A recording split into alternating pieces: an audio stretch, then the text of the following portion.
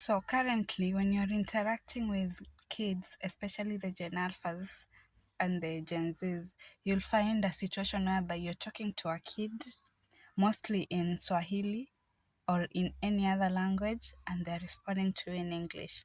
And then their parent will come to their defense and they'll be like, oh, my kid does not know Swahili, or my kid does not understand Sheng, or my kid only speaks French, or these other foreign languages. And then you just like ask yourself, are we in France? I thought we were in Kenya.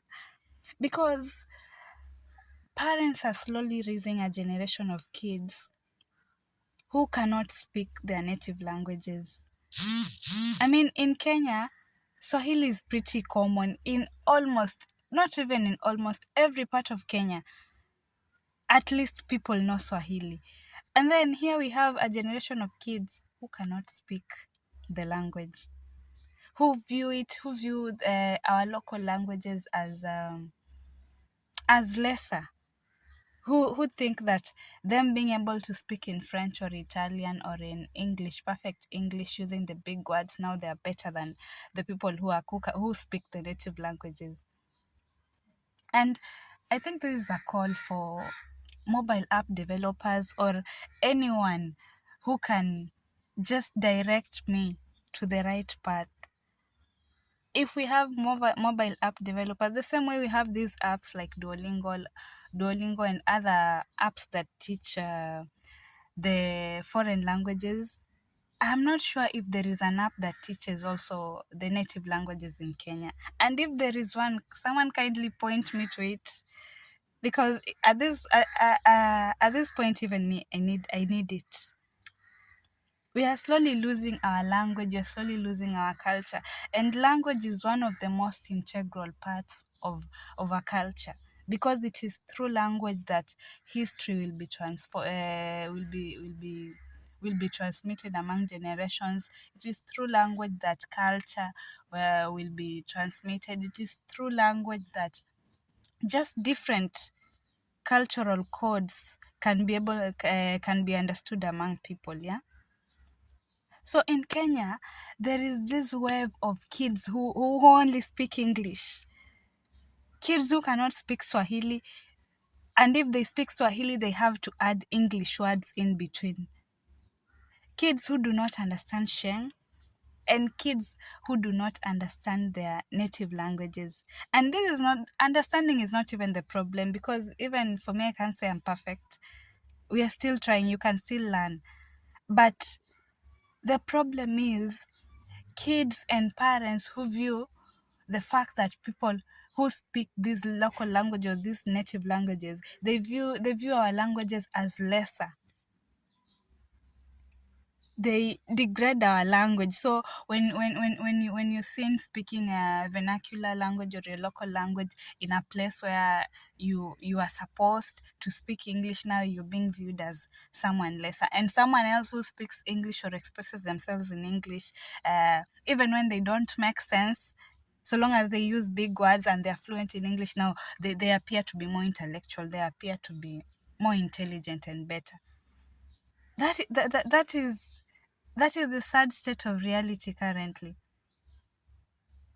And looking back, we can also look back at this issue and we realize, even the way we were raised, there is part of it that there's a part of our education system that largely contributed to this. And this is probably, we can trace it back to colonialism, because when Kenya was colonized by the British, of course, the English language was adopted. And over time, especially in a generation whereby millennials were raised in schools, and this was in most Kenyan schools. I've also heard it was also the case in Uganda. I'm not sure in other East African countries, whereby children were being forced to speak English. And if you spoke vernacular language, you will be given a disc to wear it, sort of it was to wear it on your neck. It was sort of a shameful act to show that you did not speak English. and the disc will mostly be the skull of a dead animal or just something. In our case, for instance, in the school that I learned, and it was the case in most public schools because it's not an isolated event. In the case, in the school where I learned, it was the disc of mostly the skull of an animal, just maybe a domestic animal or just something, but it was mostly a skull. And uh, we were we were supposed to speak English from Monday to Friday, Monday to Thursday. Then on Friday is the only day that we were allowed to speak Swahili. Only Swahili. So vernacular language was not allowed completely, and rightfully so, because we can say at that time English was the language that was used to teach in most of the subjects. True. So we were supposed to understand the language, but children were punished for speaking vernacular language or for speaking Swahili early on in their years, and this sort of it embedded this notion that English was the language, English was the superior language, got embedded in their minds. Because for us, early in the morning when you go to school, the moment you enter the school compound, you had to speak English Monday to Thursday. And if the disc was just around, the disc was just in school, every class had its disc. It was just around in school.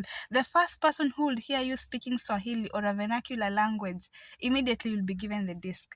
And your work was to give the disc to the next person that you had speaking Swahili or vernacular language. So throughout the day, the disc will circulate among different people.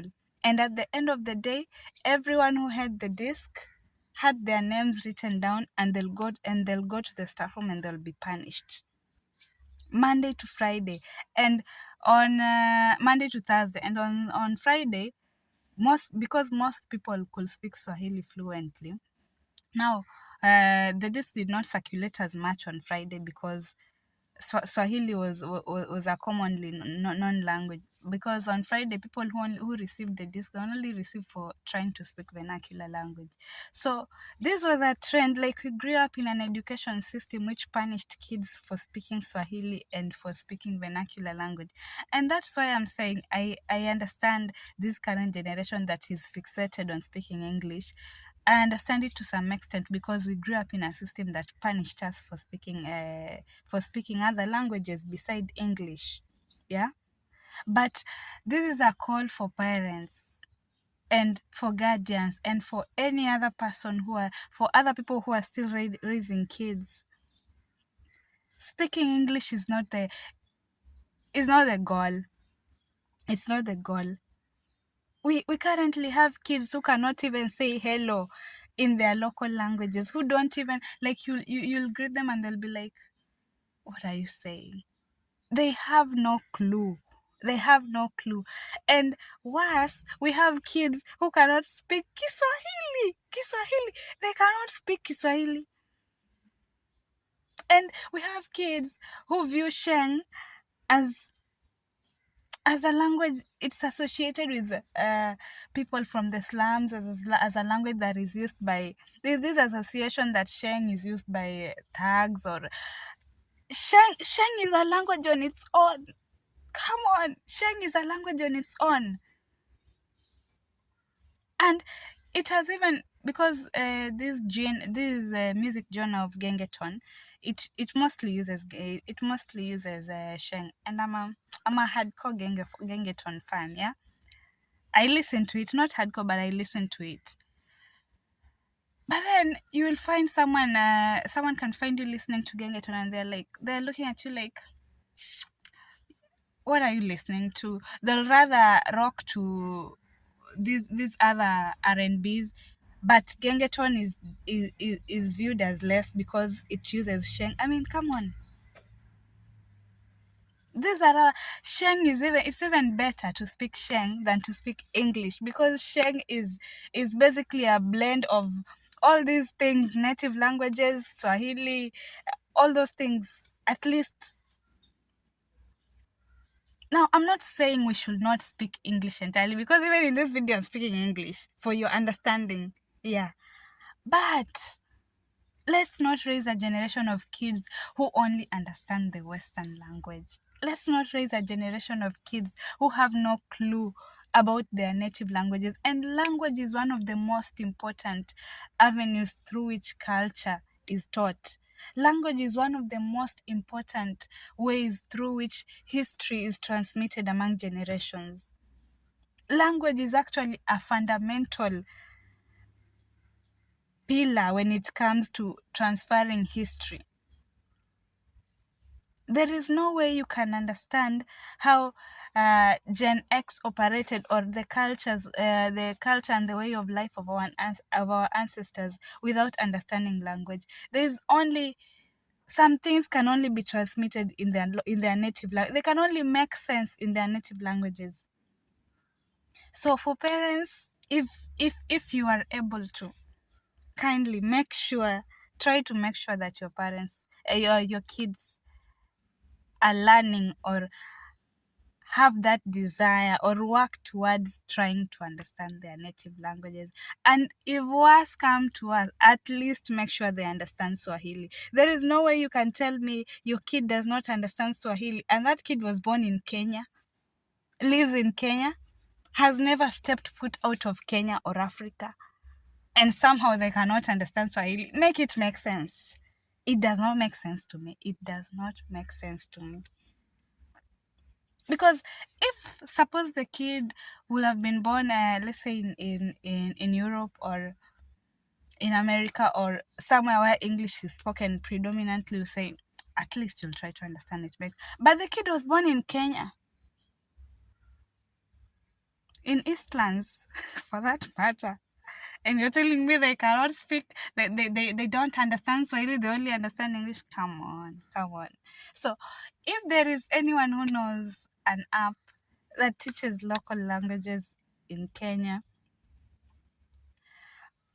just direct me to it, because I also need it. I'm not perfect. I also need it.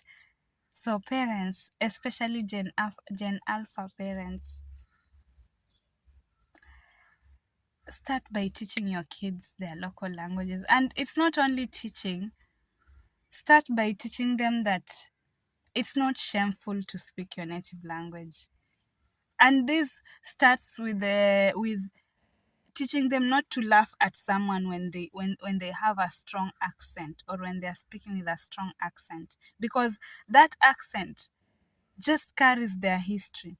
That accent shows that they belong to a particular place. That accent is their pride. Yeah. Because even the English that you're teaching your kids, it's not the native. You're not the native speakers. You're not native English speakers. Ideally, your native language is your first language. So even if you start claiming, oh, my kid only speaks English and all that, that is not their first language. We have native English speakers, and they're not African for that matter. So let's start decolonizing our minds through language, by teaching kids that it's okay to speak their native languages, even if it's not in schools, but in the home setting. You can't tell me you have a kid at home and all of you are communicating in English only. At least add some Swahili. And if Swahili doesn't make sense, at least try Sheng. If Sheng, because also we also have a generation of parents who don't entirely understand their native languages. That is true. But at least try to incorporate something, whether it's Swahili, whether it's Sheng, whether it's just something that is not entirely English, that is not entirely French, that is not entirely all these foreign languages. Try to create that, and try to teach your kids and create this mentality that it is okay. Our local languages are okay. They can be spoken. We can be proud of them, because those are our identities at the end of the day.